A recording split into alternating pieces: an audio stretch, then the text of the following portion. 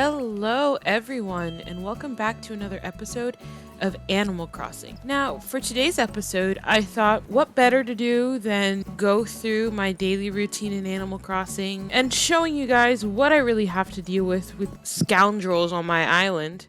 So currently on my island I have Cranston, Octavian, Dom, Marshall, Maple, Apple, Judy, Ellie, Lolly, and Bob, which you guys saw from my last video. What's your name, POV, so they calling you Bob?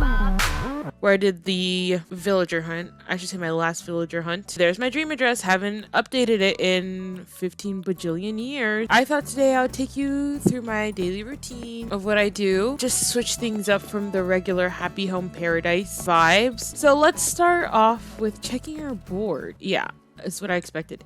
Yesterday, Isabelle made an announcement on the daily broadcast thingamabob that we would be having festival later on in the month instead of 15th, which was like how it was last year. First of all, before I get ahead of myself, so these are my Nook Miles Plus goals.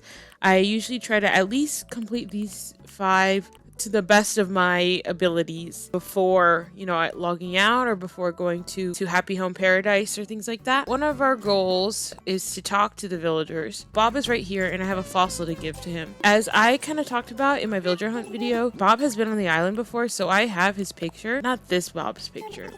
Like, it's actually funny because I don't know if I've shown you guys. Oh, thank you. Super useful. Let's just talk to Dom. Oh my god, he's giving me cop energy. I'm not looking forward to that. And here's Ellie. She recently gave us her picture. So for now, I'm not gonna give her any gifts. Octavian, one of the oldest in age maybe, but also in time, being on America. There we go. See, Nook Miles goal already completed. Look at that grind set. What was I saying? Oh yeah, let me show you guys the little graveyard. Okay, Lolly isn't home, but look at Oh, did not meant to incite violence. I want to get her picture. I really like her little area. I used to be where Cephalobot was, so it had a bunch of like tech stuff, but then I made it like very cute, played on the like bluish, grayish tones that she has. Here is my little graveyard area of all the villagers that like I had their pictures and they left. Hopefully Ellie is next since I have her picture, but Bob is right here. And there's a bunch of villagers that left in between these. It's just I never got their picture because I didn't feel like it.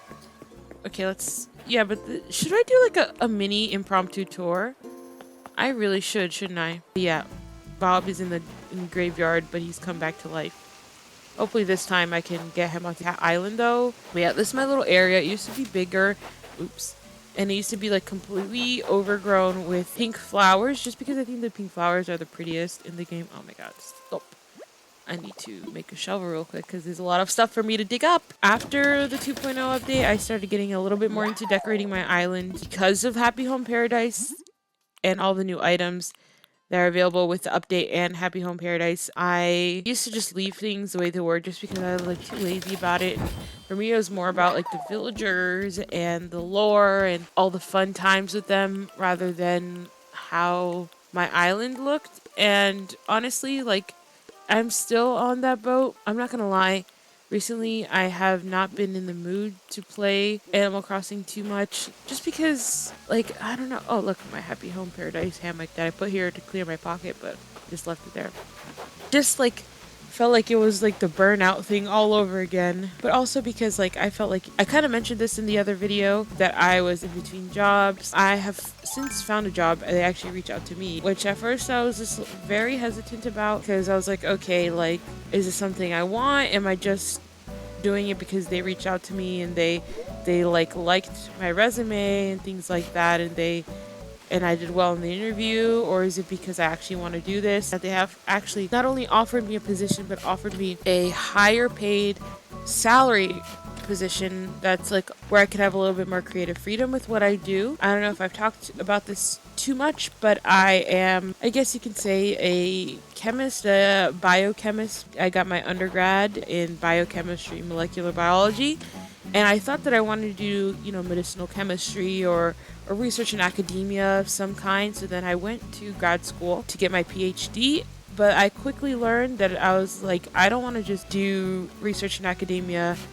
just for the chance to be published and the chance to maybe make money or be a professor, which, like, honestly, I worked as a teaching assistant when I was in grad school, so like I like the idea of mentoring somebody, and especially being relatively young because I went straight from undergrad. So like there were some students that I was teaching or mentoring that were literally like a year or two younger than I was, so it's like if I were in their place, I would have liked somebody like me, not saying, not to do my own horn, but somebody who is like willing to be transparent about their experience and talk about things. And if any of you watching this have any questions about, college, school, whatever, if you're in the same field or a similar field, like, just let me know. Like, we can talk about things. Like, I maybe one day I'll talk about my in-depth experience about it all. Quickly, like I said, I changed gears. And then I was like, you know what? I'm just going to get my master's. So I quote unquote mastered out of my PhD. By the way, this is Cranston's little area. It's a little farm area. I left this row blank so I can put my turnips, but I never remember to log in to buy them. And I usually only get them from Joan at the hospital on the Happy Home Paradise Island. I left this scarecrow here, as I said, when I was decorating Cranston's Happy Home Paradise place. He really likes this scarecrow. For some reason, he's always looking at it. Like, I gave him some bug themed items. This random mushroom thing is just here. It's been there. I don't know where else to put it. I realized I gave him the same couch that Lolly has, so maybe I'll change that up. Going back, sorry, I'm like switching back and forth. I mastered out of my PhD. At first, I was very unsure, and I had a really bad experience.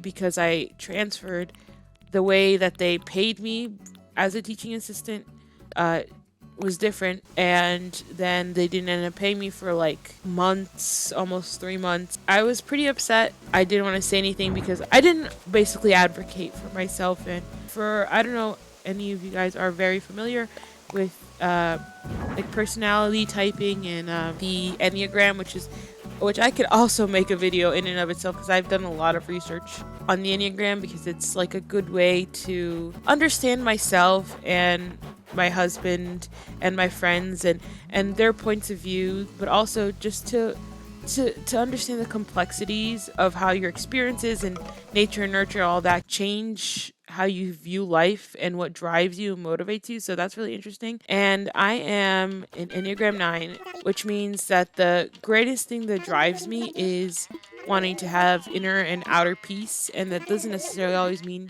being zen or quiet and calm, but it just means that most of the time I have a problem advocating for myself and standing up for myself.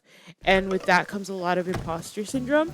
And so I was going through that and had a really bad experience. I was like, you know what? Once I get my money and graduate, I'm not doing school ever again. I'm just going to go into the industry. I was able to get a job in the medical devices field, and that was all fine and good. When I graduated, I couldn't keep doing that job because the program that I was in was only for students. By the way, this is Octavian's little place. It's a little zen area. It's a little cluttered, bit of overgrowth. But yeah, I had to find a new job, and then I found a job. I got offered a job through an agency, which I would definitely recommend. Do not be a contractor unless you're like a student. So then I got this job as a chemist, making hair dyes. It was honestly like one of my favorite jobs, if not my favorite job that I've ever had, because I was able to be creative in a very enriching environment. It was very much a community there. Like, everybody was super genuine, and oh my god, Maple with a PP shirt looking like an absolute doll. Yeah, this is Maple's little area. Pretty basic, and I might change some things around, but as of now, that's not the purpose of this video. And this used to be my little school area, but now I made it my little, I guess, gardening vibes area. I don't know. So yeah, that was my favorite job that I've had, and it was great. I was doing a good job. I felt like I was becoming more confident. I could understand everything and hold my own in a conversation. Unfortunately, the project that I had been brought on to work on kind of changed the scope, so they needed somebody who's more experienced, like at a more senior level, to work on it. At the end of the day, it was like a corporate decision, and unfortunately left me without a job. It was like my first job where I actually had people that I genuinely considered my friends. The commute was literally 15 to 20 minutes. It was perfect. Oh, my turn-up prices are actually pretty good today when I don't have to turn up. I got offered this position that I got the offer for. And at first I was like, okay, like this is cool. It's a similar thing. The original job that they had offered me was different than the one they gave me now, like I mentioned before. Oh, by the way, this is Judy's place, overrun by all these flowers. I'm trying to give her a little picnic area over here, but again, I haven't been on too much to decorate. And then Bob's house with some toys and things of that nature. I did the interview on the phone, and then they sent me an email saying, you know, we want you to come in for an in-person interview with like not only the HR people, but like people you're actually going to be working with on the day-to-day. And I was very intimidated because the lab tech position was very much just like a support role, and I wouldn't have as much of creative freedom with formulating product and being more innovative. Not to, you know, look down on anyone that's a lab tech. Essentially their function is a support role to carry out the daily activities in the lab. Who's yelling at me? Oh, Apple. Hi, Apple. Sure. A little sweater. High card, low card. Okay, come on, Apple. Crap, of course it's a middle card. I'm just gonna go bigger. I knew it. Okay, cool. So I was like, okay, with what they described to me, even though I like a job that's a little bit more hands-on, that I can, you know, I don't need to be with somebody the whole time. Like, I can just be doing what I gotta do. Oh, I have to bring this to Harv's Island to customize that. Yes?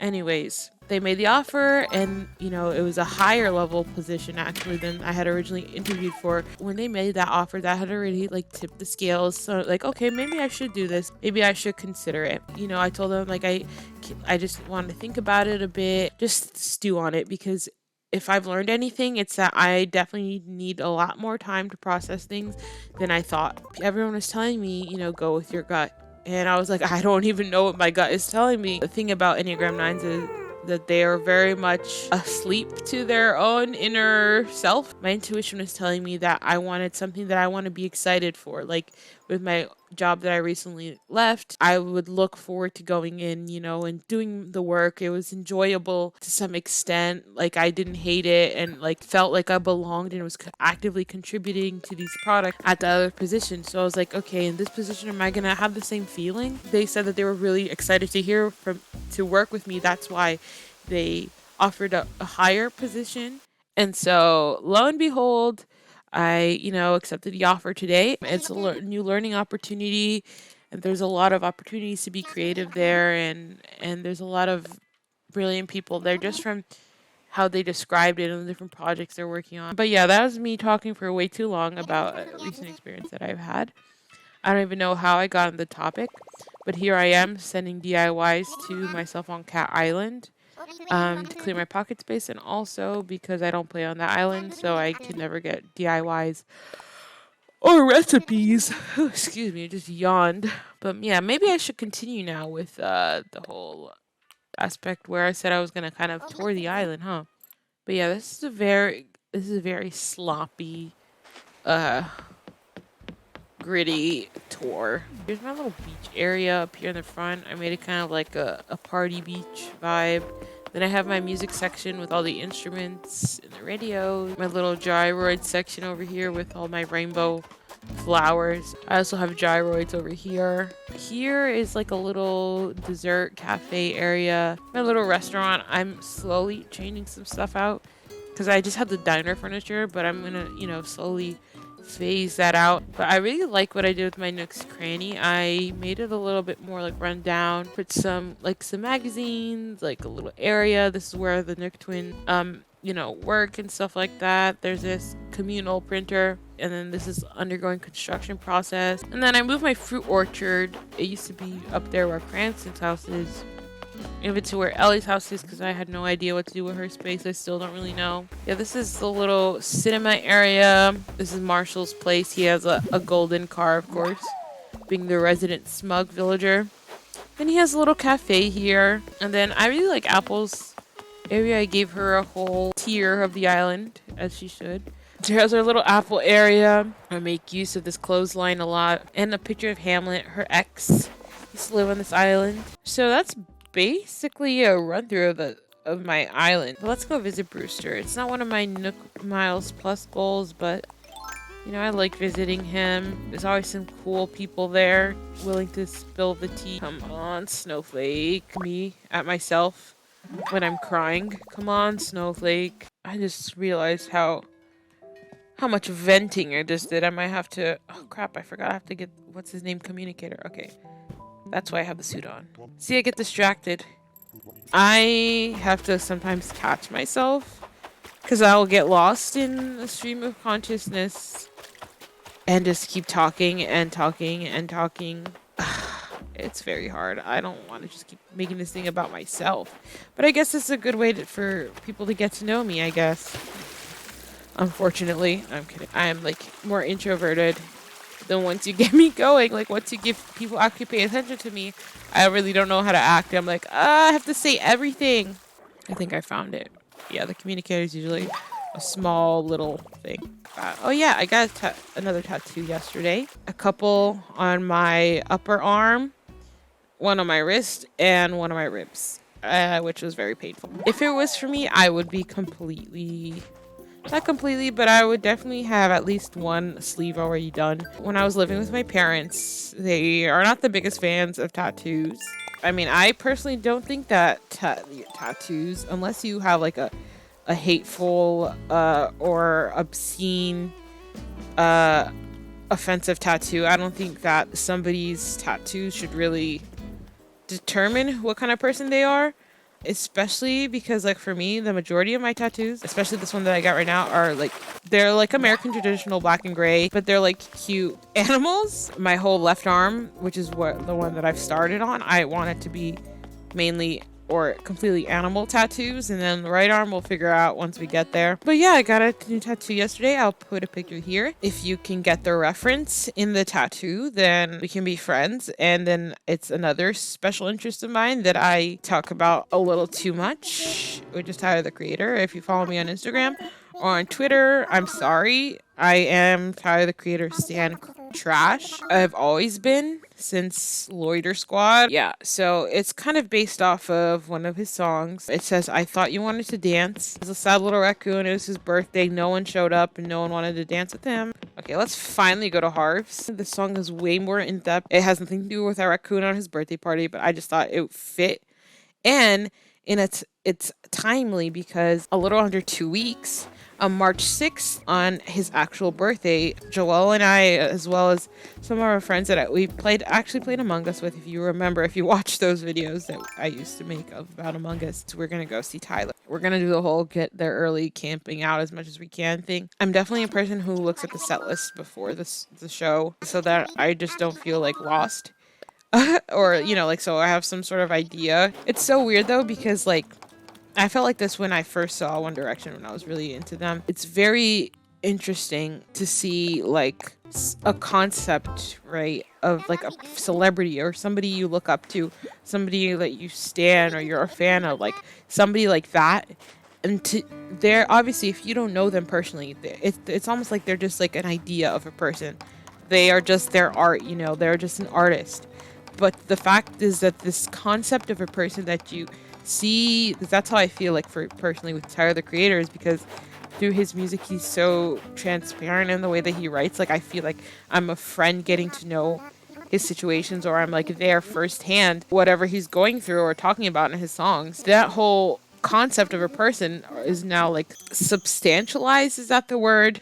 But yeah, that's gonna be crazy for me. It's definitely gonna be a shock, and I know it's a bit dramatic. I don't know how else to explain it. No, thank you, Redward. Oh, I haven't checked what Kix has. Kix always has the goods, while Redward over here always freaking tries to screw me over.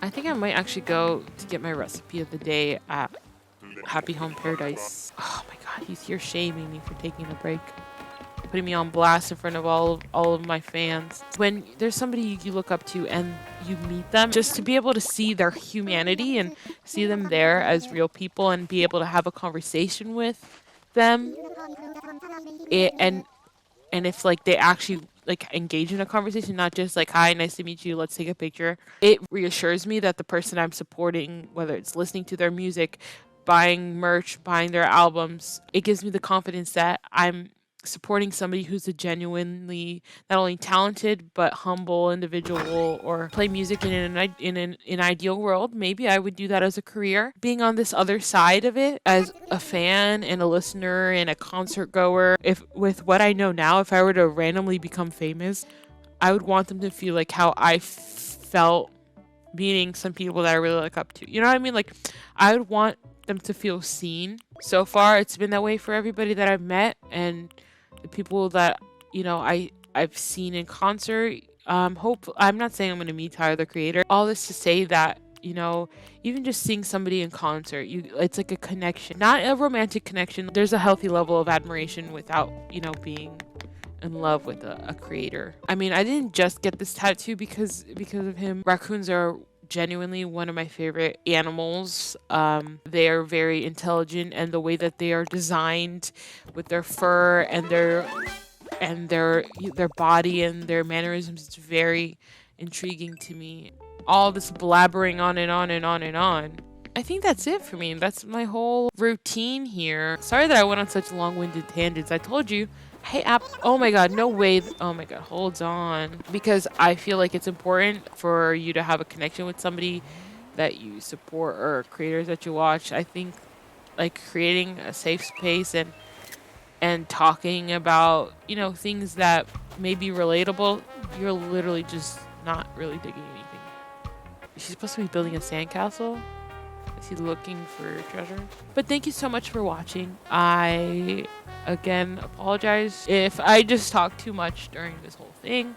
That was more or less what I do on a daily basis in Animal Crossing. I don't really check the Able Sisters because I don't need any more clothes in this game. Make sure to leave a like if you liked it. Let's just talk in the comments. Let me know, have you ever gone through a similar thing with imposter syndrome? Or is there any artist that you listen to that you really like, that like you would like to meet someday, or that you have met? If they're a great person, that makes me like their music even more. So let me know if you're the same way. I'm gonna go because I have to finish this coffee before it gets too late, because if I drink coffee past a certain time, I will not go to sleep at night. Bye.